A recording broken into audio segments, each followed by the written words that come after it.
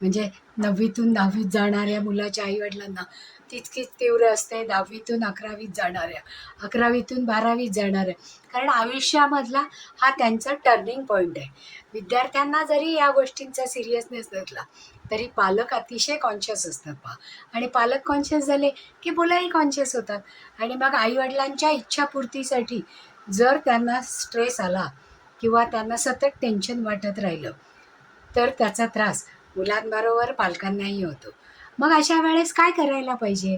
एकतर त्यांचं study table उत्तरेकडे तोंड करून ठेवायला पाहिजे किंवा पूर्वेकडे तोंड करून ठेवायला पाहिजे. आणि त्या टेबलावर, स्टडी टेबलावर खूपसा फापट प्रसारा असू नये. खूप सारी पुस्तकं, डजनावारी पेन अशा गोष्टी ठेवू नका की ज्याच्यामुळे क्लटर वाढेल किंवा अभ्यासापेक्षा इतर गोष्टीचा अवांतरच पसारा हा जास्त होईल. मग ज्यावेळेस ज्या विषयाचा अभ्यास करायचा तेवढंच पुस्तक किंवा तेवढ्याच विषयांच्या वह्या आणि लागणारी सामग्री त्यावेळेस टेबलावर ठेवायची. त्याचबरोबर त्यांचं कॉन्सन्ट्रेशन व्हावं, त्यांनी अभ्यासामध्ये लक्ष द्यावं, त्यांचं जो काही अभ्यास त्यांनी केलेला आहे तो दीर्घकाळ लक्षात राहावा आणि परीक्षेमध्ये त्याचं ॲप्लिकेशन त्यांना करता यावं. यासाठी एक सोप्पा आणि छान उपाय पहा.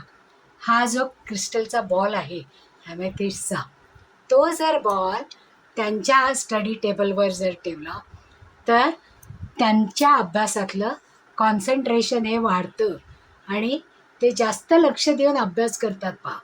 आणि ते जेवढा जास्त लक्ष देऊन अभ्यास करतील म्हणजे एका ठिकाणी बसण्याची त्यांची कपॅसिटी वाढते या क्रिस्टल बॉलमुळे, की त्यांना अभ्यासात गोडी निर्माण होते, एका ठिकाणी स्थिर बसतात आणि जे काही वाचलेलं असेल ते त्यांच्या दीर्घकाळ लक्षात राहतं. म्हणजे परीक्षेच्या वेळेस नेमकं ते आठवतं. तर नक्कीच पालकांना हे अशा प्रकारची उपाययोजना करणं सोपं जातं.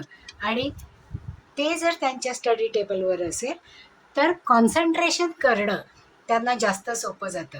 कारण बिंदू त्राटक जसं आपण म्हणतो त्याप्रमाणे या क्रिस्टलवर त्यांचं त्राटक होतं आणि त्यांच्या लक्षामध्ये हा अभ्यास दीर्घकाळ राहतो. करून तर पहा आणि नक्की आम्हाला जरूर कळवा की तुम्हाला काय अनुभव आले ते. आम्हाला तर आलेलेच आहेत, पण तुम्हाला काय अनुभव आलेले आहेत हे जरूर कळवा. आम्ही तुमच्या मेसेजची वाट पाहतो. धन्यवाद.